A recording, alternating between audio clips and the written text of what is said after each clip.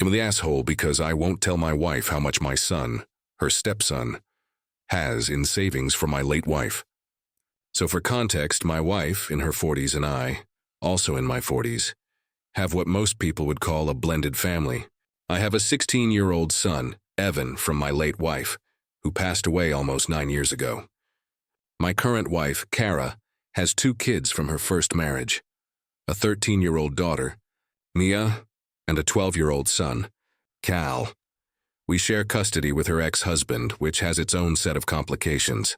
Then we also have 2 little ones together, a 4-year-old and a 2-year-old. Our house is chaotic, noisy, and sometimes feels like a rotating door of backpacks, laundry, and school events. But we manage. Or at least I thought we did. When my late wife was diagnosed, everything changed overnight. It was a long, brutal illness, the kind that drains you emotionally and financially. Before she passed, she received compensation from a malpractice settlement. It wasn't millions, but it was enough to give us some security at the time. She told me, very clearly and more than once, that she wanted a percentage of that money, along with her personal savings, to go into a fund for Evan's future. Her exact words were, "I want him to have something from me when I can't be here anymore. Promise me you'll protect it." So I promised, and I've kept that promise. I made sure that the money from her accounts and part of the settlement went directly into an investment account in Evan's name, managed under my supervision until he's 21.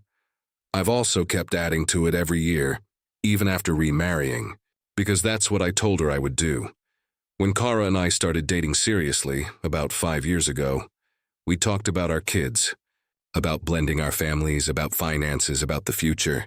She knew about Evan's savings and that his mom had left something for him. I didn't tell her the exact number, because honestly it didn't seem relevant then, but she knew it existed. We agreed early on that we'd both continue to save for our respective kids, and that, once we were married, we'd try to put aside an equal amount monthly for all of them, hers, mine, and ours. And we did. For a while, then life happened. The car needed repairs. One of the kids needed braces. Her ex stopped paying child support for 3 months, and I had some medical expenses. You know how it goes, one thing after another. So yeah, there were months where we couldn't save as much as we wanted to.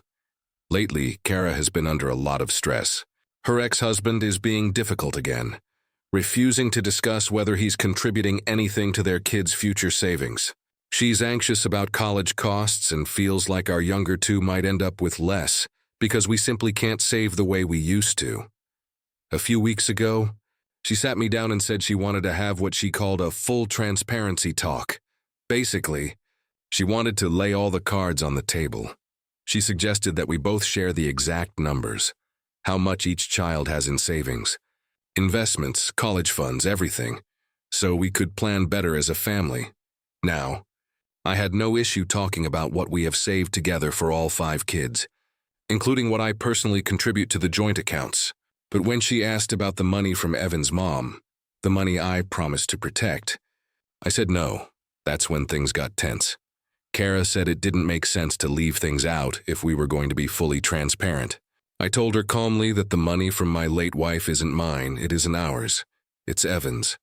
It's not part of our marital finances. It's something sacred to me, tied to a promise I made to a dying woman. But she pushed back. She said that if we were going to make long-term decisions for all 5 kids, things like how much help each one gets with college or a first car, then we needed to know the full picture. It's not about taking his money, she said. It's about making things fair. I said, fair doesn't mean equal in every single way.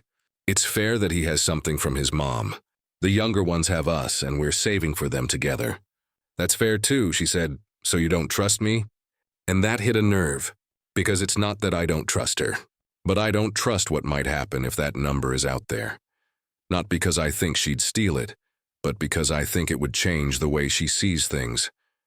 Money like that changes people's perspective, even subconsciously. She got frustrated and said, if we knew what everyone had, we could focus more on the kids who'll need extra help later. It's not about control, it's about planning. Then she added something that honestly made my stomach drop. Our younger 2 are probably going to have the least saved in the end. Maybe we should just combine everything we have for all 5 kids and divide it fairly. I told her flat out. Absolutely not. That money from Evan's mom is not up for discussion, and it will not be shared. She started crying, not screaming, but those quiet, angry tears, and said, "So you're just deciding that on your own?" "Yes," I said, "because it's not ours to decide."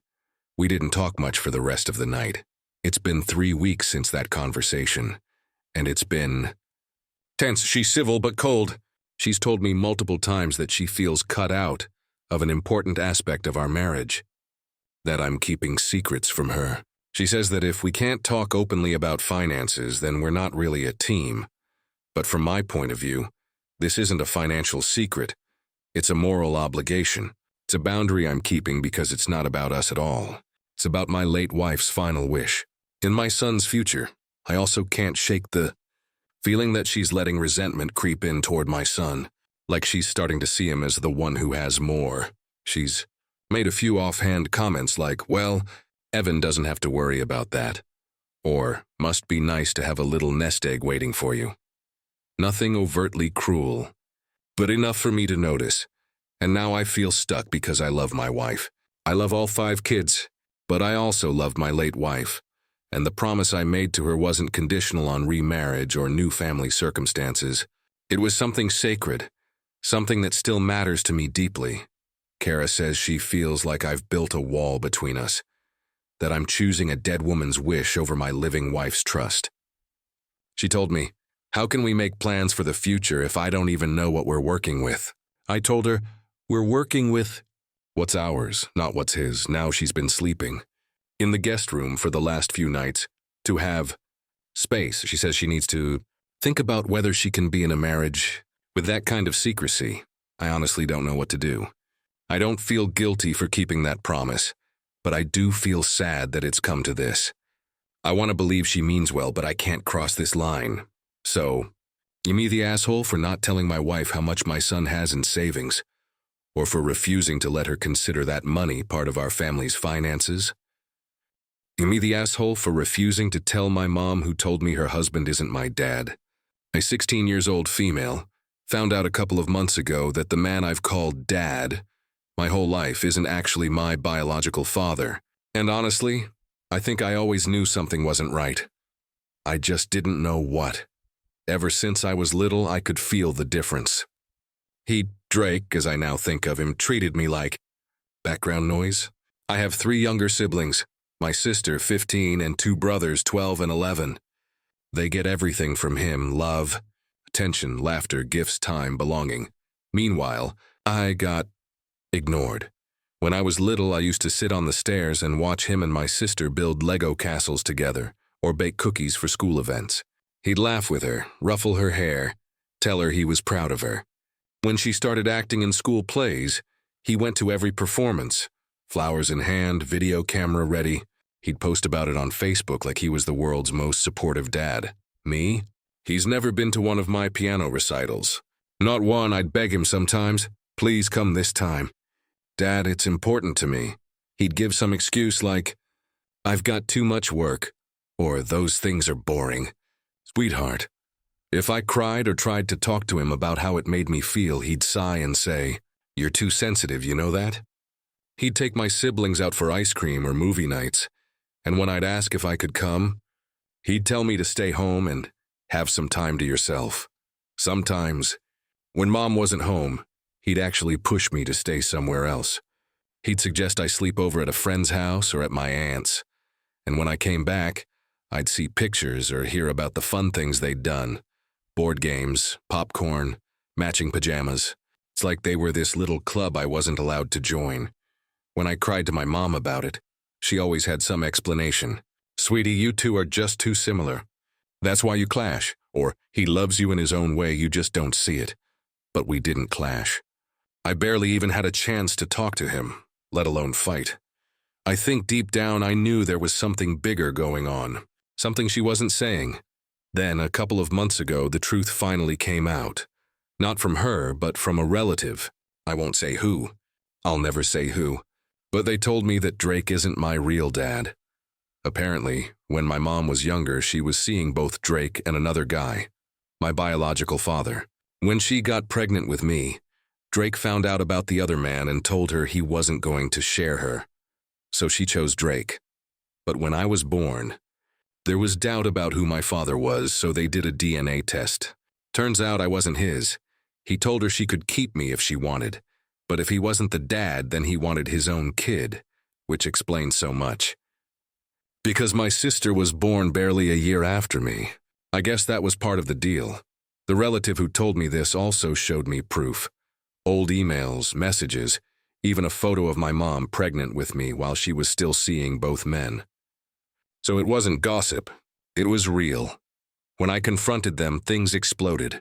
I told my mom I knew and that I'd seen proof. She went pale. Then I told Drake too.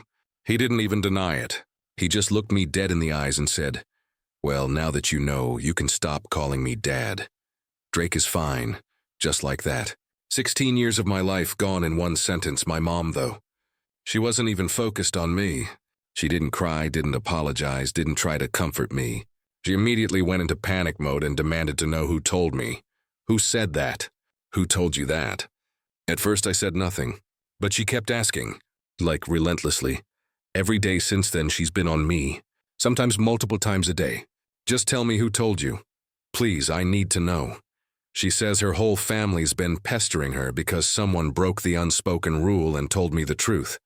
She has no idea which one did it, but I won't tell her. Even if it was disrespectful for that person to tell me behind her back, I'm glad they did. I'm glad I finally know. It's painful, but at least it makes sense now. It explains why Drake never looked at me like his daughter, why he kept me at arm's length, why I always felt like an outsider in my own home. And it's not just about emotions. Finding out opened another ugly truth. I have no college fund. My siblings do, but apparently, Drake doesn't see the point of saving for someone else's kid. He told me straight up that he's counting the days until I turn 18, that he doesn't want me living in his house a single day after that. He said, "I want at least 1 year of peace, just me, your mom, and my kids." My mom didn't even argue with him. She just sat there and cried. Not for me, though. For herself, because all she cares about is who told me. She says I was manipulated, that no one should tell a kid something like that without the parent there. She even tried grounding me for keeping secrets.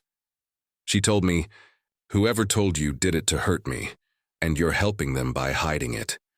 You need to understand how wrong that is, but I don't see it that way. The truth might hurt, but it's better than living a lie."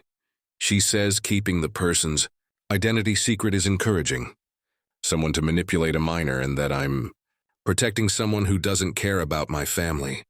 But that person did care about me.